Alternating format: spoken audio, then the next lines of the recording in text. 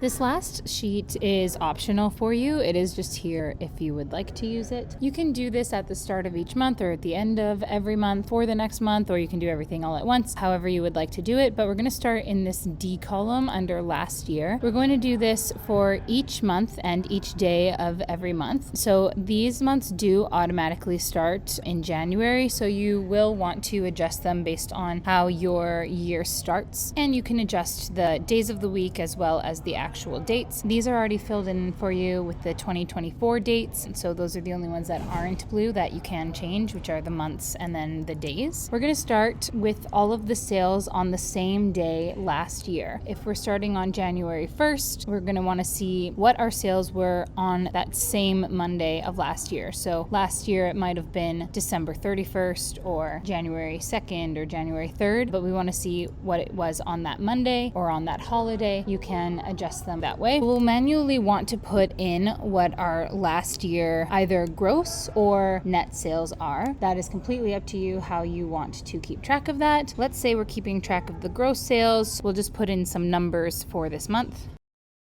I quite honestly just typed random numbers in there, but it will just give you an idea. So we see what all of our sales were on the individual days last year. Then we can go through and make a goal for those days again. You want to usually have a little bit of an increase. The amount is completely up to you. So let's say I put 1900 as our goal. You'll see that once we put a number into our goal column here, then it shows us what that growth percentage is. We can do a small percentage like 6% if we think that's all that we can achieve, or we can do a higher percentage. So you can just do whatever you think is attainable. This is a really great way to have your staff participate. Maybe you want to give them an incentive if they work on a day where you make your goals or you're making your monthly goal. And then once you actually put in your actual sales for those days, so let's say we did a little bit more than we actually wanted to even on that day. If we actually did a little bit less than what our goal was, you'll see that, well, we did less than what our goal was, but we still had an actual growth of 11% from what we did last year.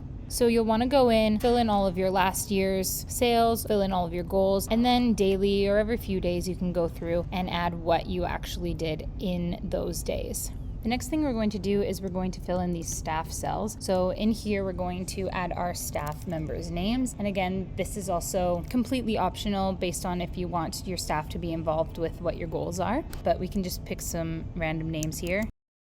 You can also include your own name in there. You can use up to 10 staff members. If you're not using all of them, you can just delete those. Those are going to go away so that your table is a little bit more clear. And then let's say on the Monday, we had Cindy and John working, so we can check off who was working. And then we can also add the amount of hours that they worked that day. So all of that will be tallied at the end of the month. So you can know how many hours were worked on days that you made your goal. The last thing that you'll want to do for each month is add your monthly goal. Now you'll see I filled in all of our actual daily sales for that month. You'll see that any of the days that we met our goal, we have a bold number. Also, we have checked off who was working on those days and how many hours they worked. So at the bottom of our staff here, you can see again their names, which will automatically update based on what you fill in at the top of each month. And then you'll see the sum of the hours that they worked that the goals were met. And then if you also go down here, you'll see what we actually did in sales this month. Then you can compare it to what we did last year and what our goal was. You'll see that we're a little bit off of what our goal was with the sum of our goals. However, we did pass our monthly goal that we had set for ourselves. We don't have any dailies left to complete because we have filled in every day of the month. And then to reach the monthly goal, we've surpassed it by $565. So yay, we made goal. So this is just a nice way to help your staff keep track if you would like to, or just for yourself to see where you are at daily.